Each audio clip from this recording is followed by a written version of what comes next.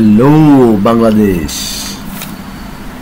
বাংলাদেশের সোনালী আঁশ একসময় বাংলাদেশকে সোনার মতো দামি বৈদেশিক মুদ্রা এনে দিয়েছে, কিন্তু সেই পাট চাষি বা পাট শ্রমিকেরা 500 বছর যাবৎ একই পদ্ধতিতে এই আঁশকে পাট গাছ থেকে ছাড়াচ্ছে। যদি বাংলাদেশের মানুষের মধ্যে বৈষম্য না রাখতে চাই, তবে সকল পেশার মানুষকে সমানভাবে মূল্যায়ন করতে হবে, অথবা সকল পেশাকে মানুষের জন্য আনন্দদায়ক করতে হবে। তাহলে সকল পেশাকে মানুষের সমানভাবে ভালোবাসবে এবং সম্মান করবে।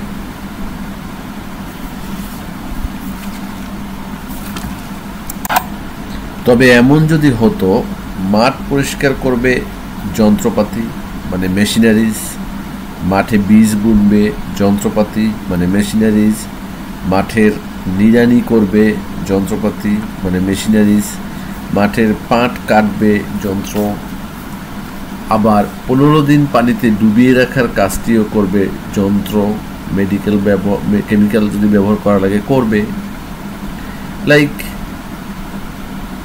এরপরে আঁশ ছাড়াতে যন্ত্রের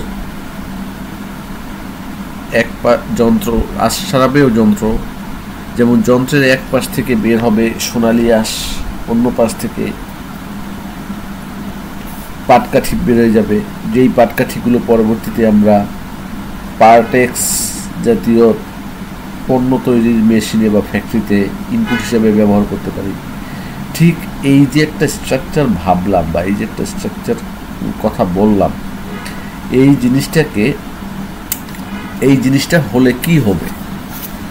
এই জিনিসটা হলে আমাদের মূলত এখনকার সময় পাট ভিজিয়ে রাখার পরে ওই যে পচা ময়লা পানির মধ্যে নেমে তারপরে পচা ময়লা পানিটাকে হাত দিয়ে ধরে অস্বাস্থ্যকরভাবে আমারই একটা দেশের একটা মানুষ তার জীবিকা অর্জনের জন্য এটা পরিষ্কার করতেছে, যার ফলে সে জীবন মান হিসাবে সে একটা লোয়ার স্ট্যান্ডার্ড জীবনযাপন করতেছে। এবং আমাকে যদি বলে যে চলো আমরা এরকমের পাটের ইয়েটা খুলি, বা আপনাকে যদি কেউ বলে যে এরকম পাটের ইয়েটা খুলি, তখন আপনাদের কাছে মনে হবে কি যে এটা কোনো সম্মানিত বা আরামদায়ক কোনো প্রফেশন না। হ্যাঁ, প্রফেশন সব কিছুই কষ্ট থাকবেই, কিন্তু এটা আরামদায়ক শব্দটা না, এটা অস্বাস্থ্যকর।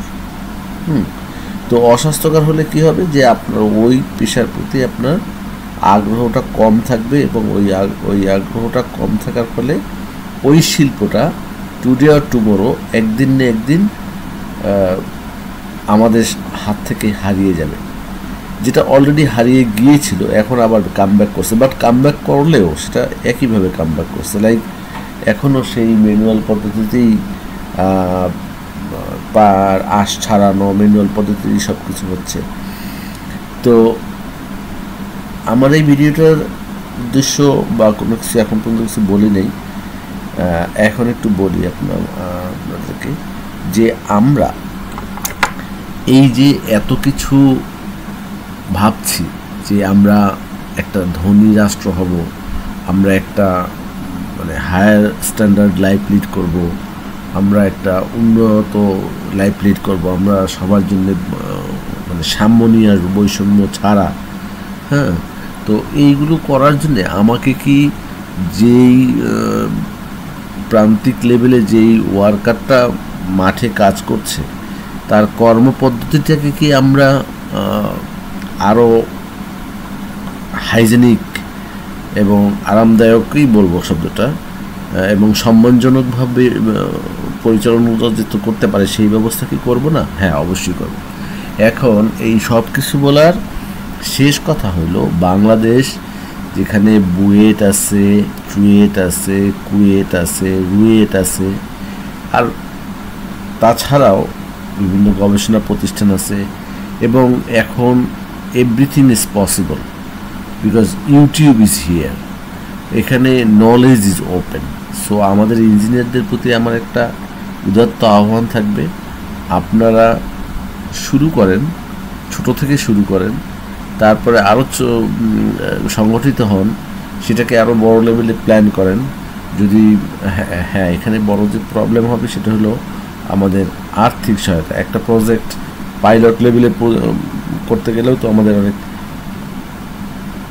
খরচের ব্যাপার আসে। হ্যাঁ, এগুলো আসবে। আগে প্ল্যানিং লেভেলে আপনারা একটা খসড়া দাঁড় করান, চুপচাপ না থেকে আমরা পপ আপ করি, যে যার জায়গা থেকে আওয়াজ তুলি। এখনকার গভর্নমেন্ট, এখনকার সব কিছু বলতেছে যে আমরা নতুনের সাথে আছি, নতুনের পক্ষে আছি। তো আমরা নতুনের পক্ষে থাকি, নতুনের পক্ষে থাকার জন্য আমরা এভাবে একটু গুছিয়ে আগাই। আমি একটা সেক্টর নিয়ে কথা বললাম, যেমন পাট শিল্পের অটোমেশন। হ্যাঁ, সেই মইতে আরও হয়তো 5টা সিটিজেনের মাথায় এমন আসতে পারে যে বুদ্ধি, এমন কোনো প্ল্যান আসতে পারে যে শুধু জুট ইন্ডাস্ট্রি কেন, আমরা ফিশ ইন্ডাস্ট্রিকে এভাবে করি। আমরা এই কিছুদিন আগে দেখলাম মানিকগঞ্জে আনারসের পাতা দিয়ে শাড়ি বোনার একটা প্রজেক্ট করেছে। তো আমার সব কথার শেষ কথা হলো আমাদের অনেক বেশি ঘনবস্তিপূর্ণ আমাদের দেশ। তো আমরা এই ঘনবস্তিপূর্ণ দেশটাকে আমরা যদি convert into technological use or technological work, যেখানে আমার প্রত্যেকটা মানুষের জন্য কর্মসংস্থান কে করবে? আমাকে করতে হবে। কে করবে? আপনাকে করতে হবে। এরকমের কর্মসংস্থানের নতুন নতুন ইনোভেটিভ কোনো কিছু আমরা করি, এবং সেখানে যদি কর্মসংস্থান আমরা বাড়াতে পারি এবং সেই প্রোডাক্টটা যদি ওয়ার্ল্ড ওয়াইড আমরা মুভ করে দিতে পারি, আমাদের দেশকে আর কেউ আটকায় রাখতে পারবে?